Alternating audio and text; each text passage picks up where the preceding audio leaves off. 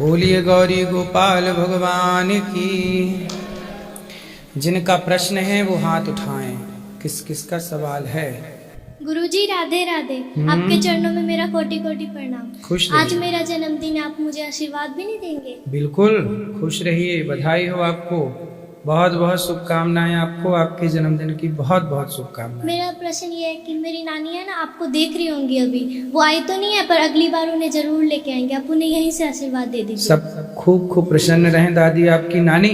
हाँ, आशीर्वाद शांति देवी। शांति मैया को राधे। गुरुजी आपसे एक निवेदन है, क्या मैं वहाँ आके आपके लिए कुछ लेके आई हूँ, मैं वहाँ दे सकती हूँ आकर? आप दे दीजिएगा, अभी ऊपर मिलेंगे, ऊपर बात कर लीजिएगा मंदिर में। वहीं आके दे देती हूँ। ठीक है गुरुजी राधे राधे। जी। आपके चरण में इस दास का कोटि कोटि प्रणाम। आपके माता पिता के चरण में कोटि कोटि प्रणाम। जब से गुरुजी आप मिले, आपकी कथा मिली, मेरा जीवन ही बदल गया। आपकी कथा के माध्यम से सभी प्रश्नों का हल मिल जाता, बट कुछ प्रश्न अटक जाते हैं जो कि मैं आज आपसे पूछना चाहता हूँ। बहुत अच्छा, बहुत सुंदर। खुश रहिए। गुरुजी आपने कहा है कि भक्ति दो प्रकार की होती है, एक निष्काम एक सकाम। तो यदि कोई व्यक्ति की जीवन में एक कामना हो, वो पूर्ण ना हो रही हो, तो क्या हम ईश्वर की परीक्षा ले सकते हैं? उसमें पाप लगेगा क्या? कैसे परीक्षा लेना है भगवान की? कामना तो कोई नहीं, निष्काम भक्ति है, बट कुछ होती है छोटी मोटी कामना जो उस समय निकला जा रहा हो। और क्या कामना है आपकी? शादी से लेकर शादी करनी है कि नहीं करनी है? जी, करनी है। तो शादी करनी है, ये कामना है आपकी।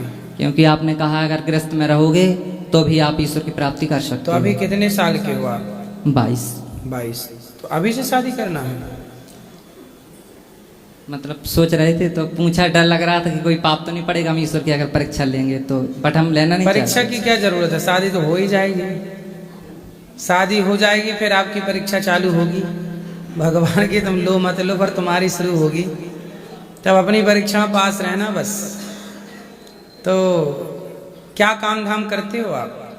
पहले तो हम मतलब कंपनी में काम करते थे। जब से आपकी कथा मिली, आपने कहा कि मालिक बनना चाहिए, तो फिर अपना पानी पूरी का बिजनेस शुरू किया। तो कितना कमा लेते हो?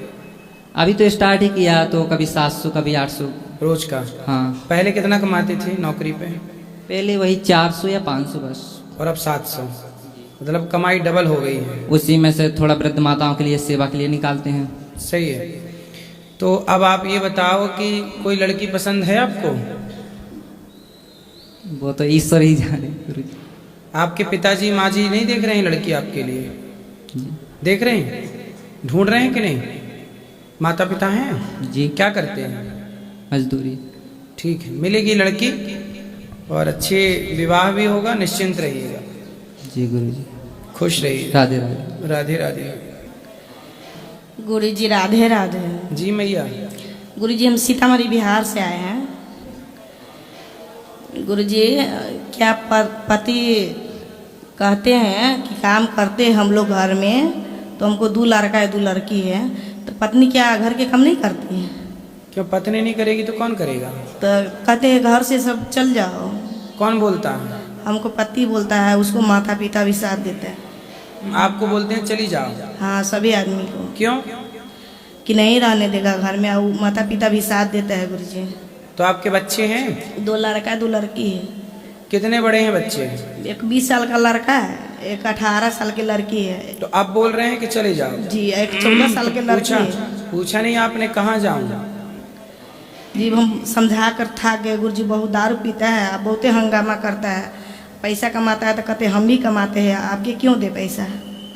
आप कोई काम नहीं करता है। तो बच्चों को पढ़ाने लिखाने का देते हैं कि नहीं?